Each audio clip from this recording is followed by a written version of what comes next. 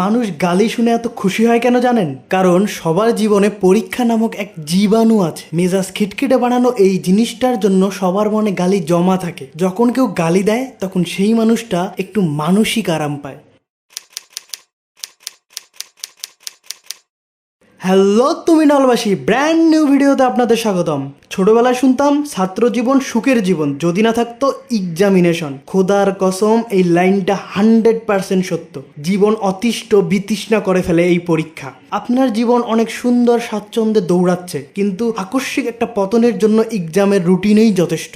যে শব্দটা শুনলেই আমার মন খারাপ হয়ে যায়, যে শব্দটা শুনলেই একদিন বনে জঙ্গলে চলে যাব এমন স্ট্যাটাস দিতে ইচ্ছা হয়, সেই পরীক্ষা নিয়েই আজকের এই পর্ব। সো আজ এইরা ইন্ট্রো গল্প বাদ দিয়ে ভিডিও শুরু করা যাক। পরীক্ষার রুটিন দিলেই কিছু মানুষ ধার্মিক হয়ে যায়। ইয়া সাধারণত চলমান থাকে শেষ পরীক্ষার আগের দিনের রাত পর্যন্ত।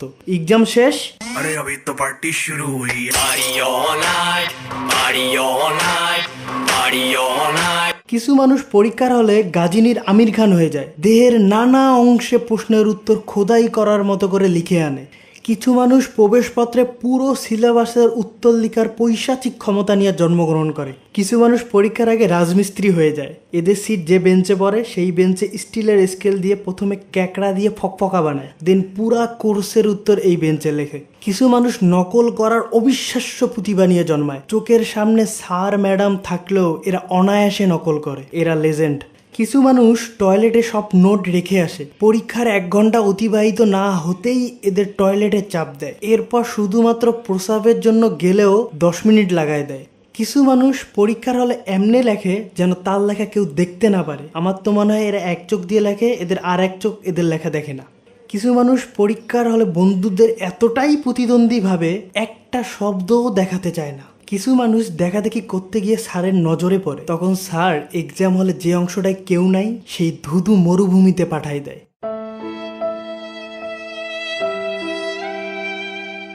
এই মানুষটার চেহারার দিকে তাকানো যায় না, এতটাই নিরীহ এরা। দেখলে মনে হয় কেউ যেন কিডনি বের করে নিছে। মরুভূমিতে কিছুক্ষণ থাকার পর যখন দেখে একটা শব্দও লিখতে পারতেছে না, লেখা সম্ভব না, তখন খাতা জমা দিয়ে বাইরে যায়। এরপর স্যারকে মারুফের ভাষায় গালাগালি করে। কিছু মানুষ সারা দিন রাত আপনাকে শোনাবে দোস্ত কিছুই পড়ি নেই, কিন্তু এক্সাম হলে সবার আগে সেই বান্দা আলগা কাগজ নিবে। কিছু মানুষ গলা ফাটায় বলবে পরীক্ষা ফালতু হয়েছে, জঘন্য। রেজাল্ট দিলে উল্টা চিত্র পাবেন। কিছু মানুষের পিছনের জনের দেখে লিখার মাথা নষ্ট প্রতিভা থাকে। এরা A to Z একজনের দেখে লিখেও পরীক্ষার হল থেকে বের হয়ে বলবে একটা শব্দও কারো দেখি নেই, সব কমন পড়ছে। কিছু মানুষ পরীক্ষার হলে শুধু এদিক সেদিক তাকায়। এদের নজরে স্যারের নজর পড়লেই তাদের সবকিছু মনে পড়ে যায়। এরপর লেখা শুরু। কিছু মানুষ কিছুই পারে না, এরা অনেক অসহায়। এরা শেষ পর্যন্ত পরীক্ষার খাতায় পরীক্ষার প্রশ্ন লিখে খাতা জমা দিয়ে চলে যায়। কিছু মানুষ এক্সাম দিতে আসলেই অসুস্থতার ভান করে, মনে হয় এখনই মারা যাবে। স্যাররা তার উপর নরম থাকে, এই সুযোগের সুবিধা নিয়ে দেখাদেখির কাজটা সেরে নেয়। কিছু মানুষ নকলের মাধ্যম হিসেবে কোনো কিছু বাদ দেয় না। হাতের তালু, হাতের নখ, ক্যালকুলেটর, পানির বোতল, এমনকি কিছু মানুষ দেয়াল লিখনের উপর ডিগ্রি প্রাপ্ত থাকে। এরা পরীক্ষার হলে সবার আগে আসে এবং নিজের আসনের সামনের দেয়ালে ইতিহাস সৃষ্টি করে। কোনো কোনো পরীক্ষার হলে গ্রুপ দেখা দেখি চলে। একটা লাইনে সবাই একই জিনিস লিখে, তবে শেষের জনেরটা দেখার মতো হয়। ধরেন প্রথম জন লিখছে 69 স্কোয়ার, দ্বিতীয় জন স্কোয়ারটা আর একটু নিচে লিখছে, তৃতীয় জন আর একটু নিচে, এমনি চলতে চলতে শেষের জন লিখছে 692। কিছু মানুষ নকল লিখার সময় এতটাই ধ্যানে থাকে, নকলে কি লেখা আছে তা ভাবেও না। একটা গল্প বলি। এক লোকের ছোট ভাই ও সেই লোকের বউ এইচএসসি পরীক্ষা দিচ্ছে। সেই লোক পিয়নের মাধ্যমে নকল পরীক্ষার হলে পাঠায়। পিয়ন নকল এনে সেই লোকের ছোট ভাইকে দেন। ছোট ভাই নকল পেয়ে A to Z কপি করে। নকলের শেষে যে লেখা ছিল তুই লিখে তোর ভাবিক দিস, সেটা সহ। হায় রে। সো আজ এই পর্যন্ত। এই ভিডিও ভালো লাগলে লাইক করুন, কমেন্ট করুন।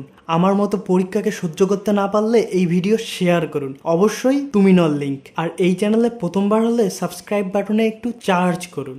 সো আজ আমি যাচ্ছি, কাল আবার পরীক্ষার হলে কিবোর্ড ব্যবহার করতে চাই, এই আন্দোলনে যেতে হবে।